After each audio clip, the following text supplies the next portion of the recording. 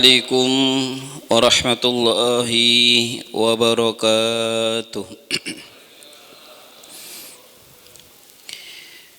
Innal hamdalillahi nahmaduhu wa nasta'inuhu wa nastahdihi wa natubu ilaihi min syururi anfusina wa sayyiati a'malina may yahdihillahu fala mudhillalah wa may yudlilhu fala hadiyalah. أشهد أن لا إله إلا الله وحده لا شريك له وأشهد أن محمدا عبده ورسوله لا نبي ولا رسوله بعده. قال الله تعالى في القرآن الكريم: أعوذ بالله سميع عليم من الشيطان الرجيم. يا أيها الذين آمنوا اتقوا الله حق تقاته ولا تموتن إلا وأنتم مسلمون. وقال النبي صلى الله عليه وعلى آله وسلم: اتق الله حيثما كنت وأتبع سيئة الحسنة تمحوها وخالق الناس بخلق حسن. اللهم لا مانع لما أعطيت ولا معطي لما منعت ولا راد لما قضيت ولا ينفع ذا الجد منك الجد. أما بعد. Alhamdulillahi Rabbil Alamin. Segala puji hanya milik Allah Subhanahu wa ta'ala. Karena rahmat dan pertolongan darinya kita bisa kembali bermajlis di tempat dan majlis yang mulia ini. Salawat ring salam semoga senantiasa tercurahkan kepada Sayyidina Nabiyuna Muhammad sallallahu alaihi wa ala alihi wasallam, pada keluarga sahabat tabi'in dan tabi'ut tabi'in, serta orang-orang yang tetap istiqamah menjalankan sunnah-sunnah beliau hingga yaumil qiyamah. Bapak Ibu jamaah Masjid Ad-Du'a arsyadakumullah wa iyyakum. Manusia itu pasti dan akan senantiasa mendapatkan tantangan dalam melakukan sebuah kebaikan. Ada sebuah tantangan yang dia kasat mata dan bisa dilihat sehingga kita bisa menghindarinya. Namun ada musuh, ada tantangan yang kita tidak bisa mengetahuinya.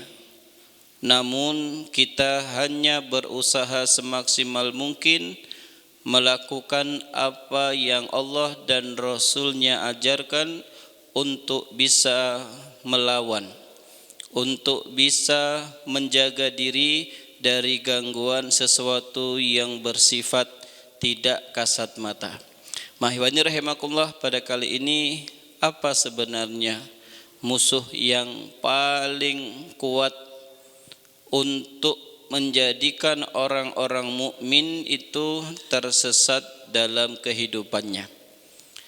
Musuh-musuh yang paling dominan dan pasti di antara kita merasakan bagaimana kuatnya khoda, kuatnya tipu daya mereka ketika melakukan sebuah permusuhan dan mempermaklumkan permusuhan kepada sesama manusia, wabil khusus kepada sesama makhluk Allah Subhanahu wa taala. Ikhwani rahimakumullah, kita akan coba bahas tentang siapa mereka yang menjadi musuh orang-orang yang beriman. Yang mentor pertamanya, yang pertama musuh umat manusia, umat Islam dan kaum muslimin adalah syaitan. Syaitan, iblis dan sesuatu yang bersekutu dengannya betul-betul tidak akan pernah berhenti untuk menjadikan seseorang itu sesat. Bisa berupa bisikan untuk melakukan sebuah keburukan, atau sebaliknya mereka disuruh bangga karena telah melakukan sebuah kebajikan. Jadi langkah setan itu Pak metodenya. Yang pertama, orang itu disuruh meninggalkan sholat, disuruh tidak usah berpuasa, disuruh untuk melakukan sebuah kemaksiatan sehingga mereka lupa kepada penciptanya. Kalau ini sulit, karena memang sekarang senakal-nakalnya orang itu tahu sholat itu wajib, karena dia maklum bidzaruri, sesuatu yang tidak mungkin diketahui oleh halayak umum. Maka ketika fase itu mereka tidak bisa lagi diganggu untuk meninggalkan sholat, untuk meninggalkan puasa, untuk meninggalkan membayar zakat harta atau zakat fitrah, maka yang kedua Pak metode mereka apa itu? Disuruh bangga karena telah melakukan sebuah kebaikan. Kalau yang pertama itu orangnya sadar, saya ngerti sholat itu wajib, tapi gimana saya males. Nanti ada fikihnya, hukum orang yang tarikus sholat, ya, meninggalkan sholat karena males. Tapi orang yang bangga dengan kebaikan yang telah dilakukan, mereka tidak pernah sadar bahwa apa yang telah dia lakukan itu sebuah keburukan. Dan ini akan dipoles terus. Di sini Pak, kalau enggak ada bapak, enggak ada itu taklim. Di sini Pak, kalau enggak ada bapak, enggak ada terlihat syiar min sya'airillah. Jadi bapak itulah yang hebat. Nah, di saat itulah kemudian kebanggaan muncul dan syaitan menjadi makhluk yang begitu gemar mengompori manusia. Makanya Allah Subhanahu wa taala menyebutkan di dalam potongan ayatnya di dalam surat Al-Baqarah, wala tattabi'u khutuwati syaitan innahu lakum aduwwum mubin. Jangan pernah engkau mengikuti langkah-langkah syaitan, karena sesungguhnya mereka itu musuh kamu yang paling nyata. Ya. Mungkin kita pernah mendengar Pak sebuah kisah. Seorang sahabat, ya, Abdullah bin Umi Maktum, ya, satu kali berangkat ke masjid, beliau karena mohon maaf buta, tidak ada yang menuntunnya, sehingga beliau terjatuh dan pada bagian lututnya itu ada luka. Kemudian di hari yang berikutnya terjatuh kembali dan pada bagian tubuh yang lainnya terluka. Sampai kemudian pada hari ketiga ada seseorang yang menuntun Abdullah bin Ibn Maktum ini untuk berada dan tidak terjatuh karena ada yang menunjukkan jalan. Ya. Kemudian beliau radhiyallahu anhu bertanya, siapa Anda? Tidak perlu tahu, Anda ke atas diri saya. Baik, hari kedua ditanya, hari ketiga beliau mengatakan, tidakkah engkau ingin bertemu dengan Rasulullah? Maka orang ini mengatakan, saya tidak ingin. Kalau begitu mulai besok jangan pernah engkau menuntun aku untuk pergi kembali ke masjid. Ya, karena marah, masa bertemu Rasulullah tidak senang. Maka orang ini mengatakan, ya sudah. Tapi sebelum saya meninggalkan Anda, tahukah kamu siapa saya? Ya, kata Sayyidina Abdullah bin Maktum, ya saya tidak tahu karena saya buta. Saya ini syaitan.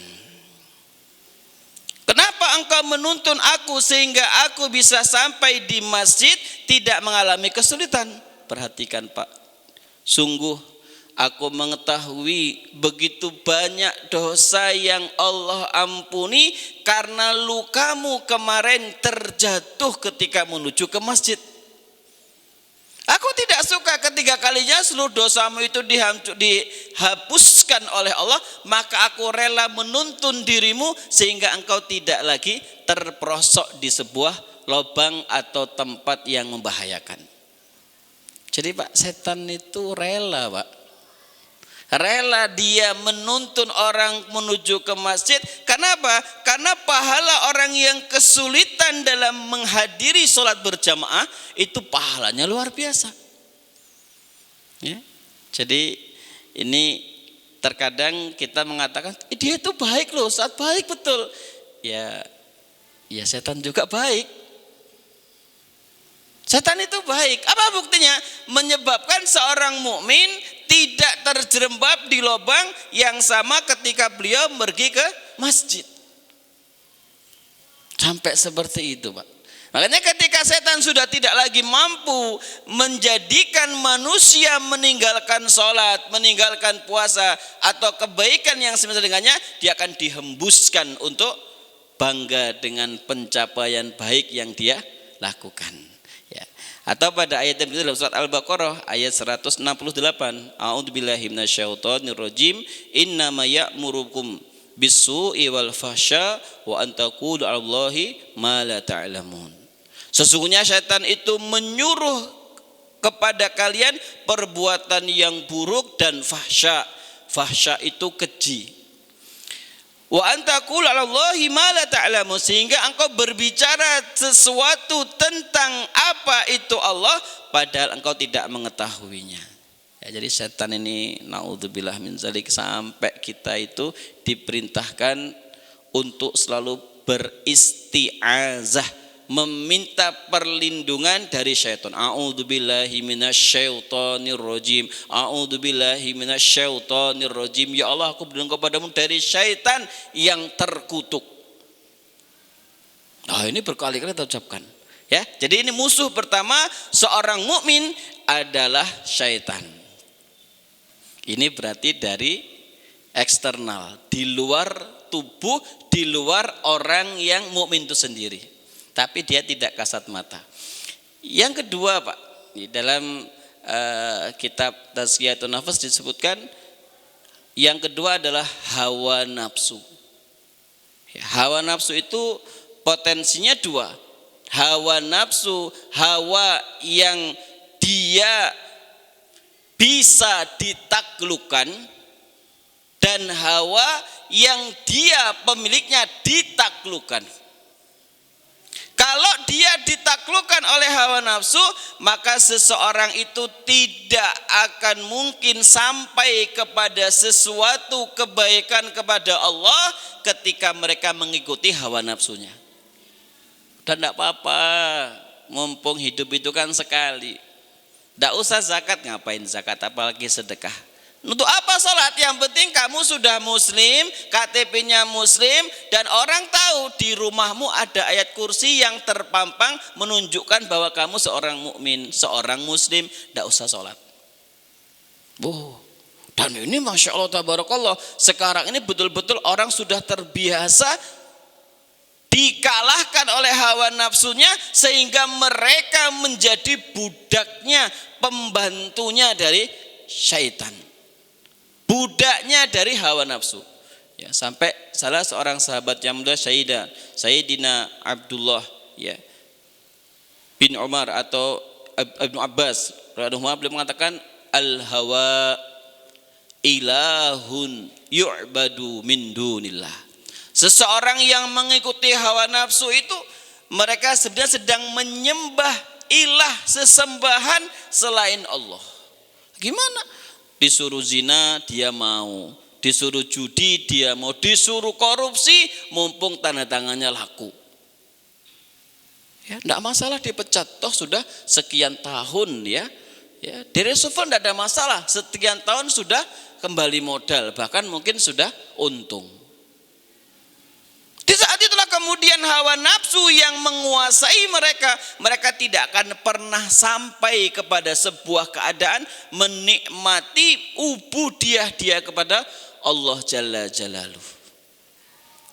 Makanya di dalam kitab itu disebutkan orang kalau sudah dikuasai hawa nafsu, ya saya ulangi, seseorang kalau sudah dikuasai oleh hawa nafsu itu seperti bola yang dimainkan oleh anak kecil. Jadi kalau orang itu sudah dikuasai nafsu, Pak, dia itu mudah diombang-ambingkan oleh syaitan, sebagaimana sibihan, anak-anak kecil itu yang melempar sana sini bola yang sedang dia mainkan. Mau ditendang, mau dipegang, mau dilempar, masukkan comberan, nurut. Ya, orang kalau sudah hawa nafsunya menguasai, dia akan mudah sekali dimainkan oleh iblis, oleh syaitan, sebagaimana yal'abuna sibyan khurrata, sebagian anak-anak kecil yang memainkan bola dan dia bebas untuk melakukan apa saja yang dia inginkan. Oh, tapi sebaliknya ada tipe yang kedua, manusia yang bisa mengalahkan hawa nafsunya. Mereka ini Pak, orang kalau mengikuti hawa nafsunya, ulaika kal an'am bal hum adall, tapi kalau mereka mampu mengalahkan nafsunya, mereka akan lebih mulia daripada malaikat. Kalau malaikat Pak, sekarang malaikat Israfil, malaikat peniup trompet sangkakala, itu dari zaman Rasul sudah meletakkan trompetnya di mulut, sudah mendongakkan kepalanya. Sudah sekian ratus atau sekian ribu tahun yang lalu. Tidak pernah merasa capek dan ingin pensiun untuk berkata tidak. Kenapa? Mereka tidak punya nafsu. Makanya manusia ketika mampu menaklukkan hawa nafsunya, mereka akan mudah untuk tunduk kepada apa yang Allah Subhanahu wa taala wajibkan, meskipun belum sempurna. Saya pernah diskusi Pak ya, ngobrol seperti itu dengan seseorang yang dia tidak atau belum mampu sholat 5 waktu berjamaah di masjid. Ya, Ustadz, sebenarnya sholat berjamaah itu hukumnya apa Ustadz? Saya sebutkan menurut mazhab ini, menurut mazhab ini, menurut mazhab itu. Kalau Ustadz sendiri, saya memilih pendapat jika tidak ada uzur, saya termasuk orang yang pergi ke masjid. Bagi saya sholat berjamaah itu wajib. Ketika tidak ada uzur kok ditinggalkan, maka keafdoliahannya itu ya terkurangi. Nah, masalahnya Ustadz, kata beliau, saya ini hanya bisa sholat berjamaah 3 waktu saja. Ya, pertama subuh, karena memang saya belum berangkat kerja. Luar biasa Pak, subuh berjamaah. Ya, ini absen malaikat, ada nama kita, sholatu khairum minan naum, ada kita di situ. Yang kedua Ustadz, ketika saya sholat zuhur, kenapa? Waktu istirahat. Yang ketiga Ustadz, saya bisa sholat berjamaah ketika sholat isya karena sudah sampai. Tak bilang asar kemana? Asar itu posisi kami selesai jam 4. Maghrib biasanya saya terlambat sehingga sampai rumah jamaah sudah selesai. Bagaimana menurut pendapat Ustadz? Maka saya jawab, ma la yudraku kulluhu la yudraku julluhu. Sesuatu yang baik ketika tidak bisa dikerjakan secara sempurna, ya jangan tinggalkan semuanya. Kalau ada 5 waktu, Bapak sudah melakukan 3 waktu, ini Masya Allah, sudah baik Pak. Minta kepada Allah agar dimudahkan asar dan maghribnya bisa berjamaah juga. Nah, gitu jawabnya, jangan munafik Bapak ini, munafik. Dalam fikih itu Pak, orang buta saja suruh pergi ke masjid. Bapak ini munafik ini. Tambah enggak jadi ke masjid.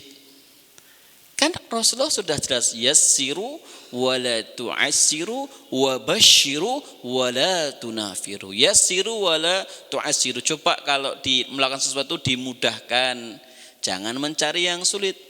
Wa basyiru wala tunafiru, beri motivasi, jangan ditakut-takuti. Jadi masjid yang benar itu Pak, banner ukuran 3x4 itu keutamaan majelis taklim ya, jadwal taklim, kemudian keutamaan sholat berjamaah.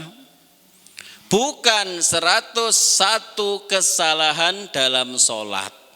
Ini orang belum sholat sudah ngitung 101 kesalahan. Pertanyaannya, itu ngitungnya seperti apa? Orang belum ke masjid sudah takut-takuti jamu ini. Yo, jangan, biarkan sholat dulu. Mungkin kita dengan ilmu kita ngomong, itu kalau yang sholat kayak gitu mungkin sholat saya tidak sempurna untuk kita. Tapi untuk orang lain, ya itulah ilmu dia. Makanya kesempurnaan ibadah itu Pak, kalau untuk diri kita tidak boleh pernah merasa puas. Tapi untuk menghukumi amalan orang lain, kita harus menggunakan standar ilmu yang mereka miliki. Jangan gunakan pakaian kita untuk mengukur orang lain. Jangan ukur ilmu kita untuk mengukur ilmu orang lain. Kalau itu dipakai, kita akan merasa sombong pasti. Jadi sederhana saja, kalau saya sholatnya seperti itu salah, ya udah untuk saya. Tapi untuk orang lain, itulah ilmu yang baru dia ketahui, Pak. Nah, sholat garuk-garuk terus, kamu nggak sah sholatnya pada mazhab Syafi'i. Ya mungkin dia nggak ngerti mazhab. Sudah biarkan sholat dulu, nanti pelan-pelan kita luruskan. Baik, kemudian di dalam kita sebut juga nafsu ada 3 Pak. Yang pertama nafsu mutmainnah, ya tentu kita hafal di surat Al-Fajr ya, ayat 27 dan 28. A'udzubillahi minasyaitonirrajim. Ya ayyatuhan nafsul mutmainnah irji'i ila rabbiki radiyatan mardiyah. Wahai nafsu yang mutmainnah, ya kembalilah engkau kepada Rabbmu radiyatan mardiyah, dalam engkau keadaan ridho kepadanya dan engkau diridhoi olehnya. Ini nafsu yang paling baik Pak. Nafsu yang betul-betul dia gunakan semangatnya itu untuk mencari ridho Allah. Ini saya pernah membahas buku ini Pak, namanya Hukmu Nabshil Kuburi wa Nakliha. Ini sudah kita hatamkan. Itu ada pembahasan seperti ini. Mengapa orang-orang muhsin, mengapa orang-orang yang baik itu ketika meninggal dunia mereka itu tersenyum? Apakah dia tidak pernah merasakan sakit? Bukankah Rasulullah mengkabarkan orang yang meninggal itu seperti disayat minimal 300 sayatan pedang? Disebutkan di sini karena kabar gembira dari Allah berupa kebaikan yang diperlihatkan itu lebih indah daripada sakit yang sedang dia rasakan. Makanya kita lihat ada orang meninggal itu senyum ya Pak. Orang yang meninggal itu dalam kondisi seperti tidur. Orang yang meninggal itu tubuhnya mengeluarkan bau yang wangi, harum. Kenapa? Ya karena kebiasaan mereka pada masa hidupnya banyak melakukan kebaikan. Mungkin nanti dibaca kembali, diingat kembali dalam firman Allah surat Ali Imran surat ketiga ayat 102. Ya ayyuhalladzina amanu taqullaha haqqa tuqatih wa la tamutunna illa wa antum muslimun. Itu nanti ditafsir sebutkan orang itu akan dimatikan oleh Allah dalam keadaan yang paling sering dia kerjakan. Jadi kalau seringnya adu ayam ya mungkin nanti meninggalnya di gelanggang ayam itu. Orang sering sholat nanti meninggal di tempat di mana dia sujud. Orang taklimnya rajin nanti meninggalnya asalnya seperti itu. Sakit yang menghantarkan mereka menuju tempat yang baik. Nah, jadi ini nafsul mutmainnah. Ini nafsu yang terbaik. Yang kedua Pak, ini sepertinya mayoritas kaum muslimin ya. Tapi insya Allah bukan kita dan yang mendengarkan suara saya saat ini. Namanya nafsu lawwamah. Nafsu lawwamah ini Pak, nafsu yang labil. Tergantung siapa yang sedang menjadi partner dan orang dekatnya, di situ dia akan mengikuti setiap apa yang dibisikkan kepadanya. Jadi kalau dengan orang baik ya dia baik. Waktunya taklim, pulang taklim ketemu teman nongkrong ya kemudian nongkrongnya bukan untuk kebaikan, pokoknya bermaksiat nongkrong. Nah itu namanya nafsu lawwamah. Kadang ridho dengan takdir, kemudian terkadang juga langsung benci secara spontanitas. Masih ketika ketemu dengan orang yang baik, kemudian baik banyak qadarullah ada masalah pada mobilnya, Dia mengatakan alhamdulillah dengan bocornya mobil saya menjadi asbab rizki untuk para tukang tambal ban. Kenapa? Karena yang di sampingnya orang-orang yang baik. Tapi ketika dia bersama orang-orang yang buruk, ngumpat gak karu-karuan karena dia akhirnya terlambat dari jadwal yang seharusnya dia lalui. Terkadang juga mereka giat, Masya Allah, sehari tidak pernah meninggalkan membaca ayat kursi selesai sholat fardu. Rajin. Tapi di sisi lain terkadang mereka meninggalkan keseluruhannya atau meninggalkan ya tiganya, mengerjakan cuma 2 sholatnya. Itu namanya nafsu lawamah. Terkadang juga mereka itu ya merasa bahwa apa yang Allah berikan itu yang terbaik, tapi di sisi lain Rabbi ahanan, Allah sedang menghinakan diriku. Terkadang juga Rabbi akroman, Allah sedang memuliakan diriku. Jadi enggak seperti itu. Nah, orang seperti ini Pak, apa solusinya? Di kitab itu sebutkan dia harus bersama dan membersamai orang-orang yang baik. Nah, ini yang sempat saya sampaikan beberapa pertemuan yang lalu ya. Kalau Bapak masih ingat, itu ada sebuah kaidah kulli man tusahib aku lulaka man anta. Katakan, kabarkan kepadaku dengan siapa engkau berteman. Nanti aku akan kabarkan siapa sebenarnya dirimu. Ya, ini namanya nafsu lawamah. Yang ketiga, ini nafsu yang naudzubillah min dzalik, nafsu ammarah bisu. Ya, terdapat dalam surat Yusuf ayat 5:3. Innan nafsa la amaratum bisu. Ya. Baik, kemudian yang ketiga, ya. Apa musuh dari seorang yang beriman? Ini Pak yang ngeri nih Pak. Rajulun dzu wajhain. Seorang atau seseorang yang memiliki 2 wajah. Siapa Pak? Orang munafik. Siapa munafik? Dalam beberapa takhlis yang kami baca, munafik itu maknanya banyak, tapi yang paling mudah untuk saya ingat izharul haq wa yubtinul batin. Orang yang menampakkan sisi baiknya dan menyembunyikan keburukannya. Kalau di hadapan kita, Masya Allah, tabarakallah. Bagaimana Pak kabarnya? Sehat, istiqomah selalu ya Pak. Jangan lupa besok kita puasa ya Pak. Jangan. Tapi ketika di belakang kita, dia menampakkan keaslian dia dan begitu benci dengan orang-orang yang beriman.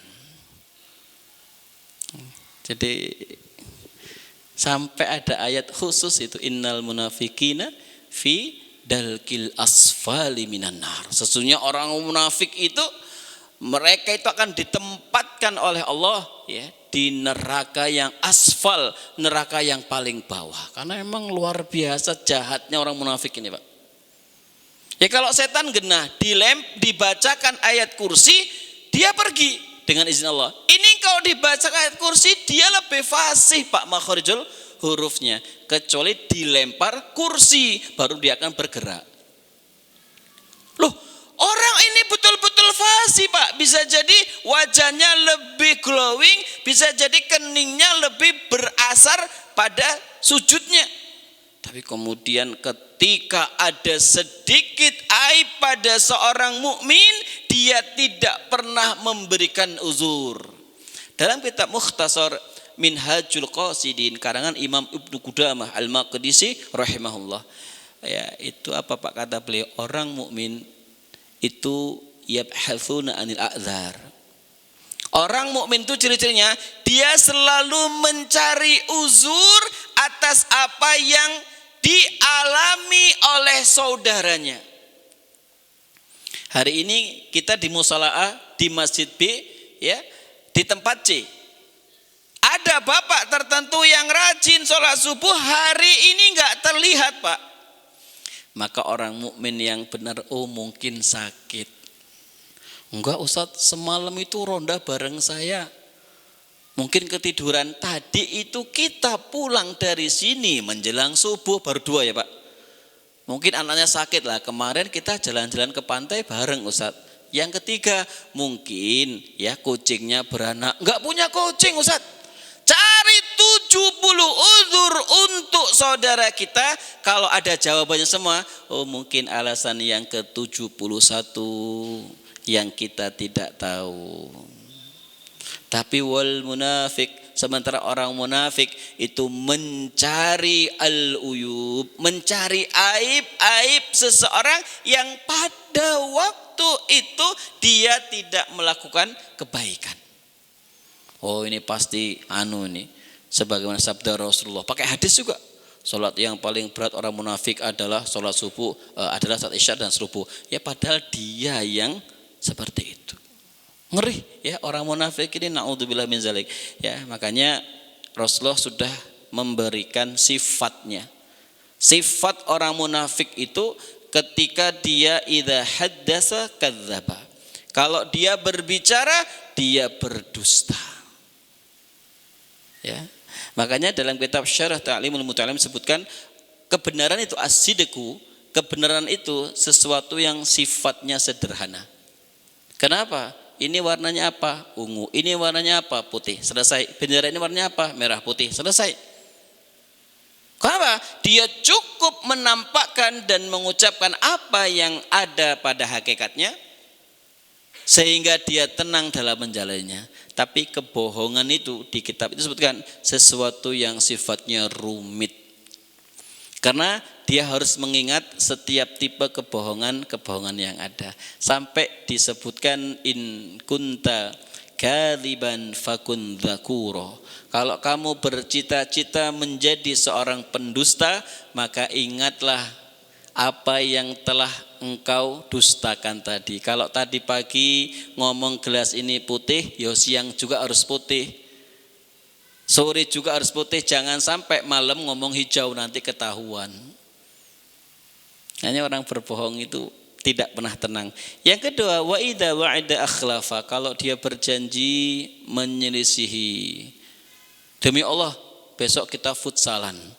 Datang cuma harusnya minimal 10 orang, ini cuma 3 orang, sudah booking lagi. Ya, bisa Allah besok ya saya demi Allah buka bersama. Enggak taunya sudah punya tempat, enggak datang juga, enggak berkabar lagi. Nah ini bahaya Pak seperti ini. Kebiasaan ketika kita berjanji kok dia mengingkari, wah ini bahaya sekali.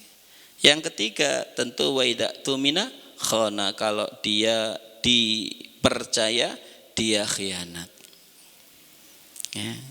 Apa ya, kalau berkhianat itu sesuatu yang naudzubillah min dzalik benar-benar akan mematikan karakter kemukminan seseorang. Karena orang-orang yang berkhianat itu selain dia akan mencelakakan diri dia sendiri, dia akan mencelakakan orang lain. Ya, ini saya titip ya Pak untuk Masjid A 1 juta. Tolong kasih takmirnya. Masya Allah tabarakallah, malah mampir untuk beli beras keluarganya. Yang 800 diberikan, yang 200 masuk rekening dan atau kantong mereka. Oh ini jahat sekali orang ini. Untuk masjid. Ya, untuk masjid. Makanya kalau ada amanah-amanah yang kita memang tidak sanggup, ya, seorang sujaah itu Pak, pemberani, orang yang bermental amanah, itu mereka lebih ngomong maaf saya tidak bisa menjalankannya. Apa Pak contohnya Pak yang kadang-kadang siap tapi kita nggak lakukan? Kita main ke Bekasi, kita main ke Jakarta. Gimana kabarnya Pak? Sehat. Gimana kawan teman-teman Bandar Lampung? Sehat semua. Salam ya untuk teman-teman Bandar Lampung. Oh Pak, pernah seperti itu? Bapak kalau memang gak sanggup one by one menemui mereka, jangan diterima amanah itu. Siap, tak sampaikan. Bagaimana mungkin teman kita Bandar Lampung yang jumlahnya ratusan bahkan ribuan, kita harus sampaikan salam itu. dipersempit lagi. Maaf Pak, kalau ban lambung saya nggak sanggup, tapi kalau nanti teman-teman yang saya temui di Masjid Ad-Du'a, insya Allah saya sampaikan kayak gitu. Jangan sampaikan ya sama salam teman-teman orang Lampung, orang Indonesia juga. Gimana ceritanya? Dan kita begitu mudahnya, ya nggak apa-apa, insya Allah. Loh, itu amanah ketika saya dan Bapak ngomong insya Allah, di saat itu terikat Pak dengan janji idza tumina khana tadi. Jadi jangan mudah siap, jangan. Kalau emang nggak mampu tinggalkan. Loh, saya sering Pak ketemu teman imam, ketemu di mana ngomong salam ya Ustaz sama teman benar Lampung, maaf saya tidak sanggup. Tapi kalau dengan orang-orang yang mungkin ngaji bareng dengan saya dalam seminggu ini, insya Allah saya akan sampaikan salam antum. Tapi kalau semua teman Bandar Lampung, saya tidak sanggup karena saya punya aktivitas lain ya untuk saya lakukan daripada mengelilingi Bandar Lampung ujung kulon sampai ujung selatan dan seterusnya. Jadi jangan mudah Pak, ya jangan mudah untuk kita mengatakan insya Allah. Ya insya Allahnya orang mukmin itu janji. Insya Allah itu digunakan untuk ditepati, bukan insya Allah digunakan untuk tidak hadir. Besok di rumah saya makan-makan karena ada walimah safar, bapak saya mau haji. Tolong datang ya Mas, insya Allah. Tapi insya Allah itu dia gunakan untuk tidak datang. Dan tidak ada uzur, nggak berkabar. Yo, itu termasuk wa'ada akhlafa. Beda kasusnya kalau mungkin maaf ya nggak ada kuota atau mungkin tidak ada wasilah untuk ke sana, maka itu tidak masalah. Yang terakhir wal kafirul muqatil, orang-orang kufur, orang kafir yang memerangi umat Islam ya. Tentu kalau mereka tidak memerangi tidak termasuk dalam kategori ini, terutama dalam sisi muamalah keseharian kita tetap boleh dengan mereka selama tidak menyangkut dengan perihal agama. Karena kalau agama jelas lakum dinukum waliyadin. Taib demikian, barakallahu fikum, semoga kita senantiasa diberikan Allah keistiqomahan, kemudian dimudahkan dalam melakukan kebaikan dan kelak husnul khotimah Allah Subhanahu wa taala karuniakan. Amin ya rabbal alamin. Subhanaka Allahumma bihamdika asyhadu an la ilaha illa anta astaghfiruka wa atubu ilaik. Wassalamualaikum warahmatullahi wabarakatuh. Kisah inspiratif, hukum Islam, adab seorang muslim, tata cara beribadah, amalan kehidupan, motivasi sukses dan cara bisnis, parenting Islam dan samawa.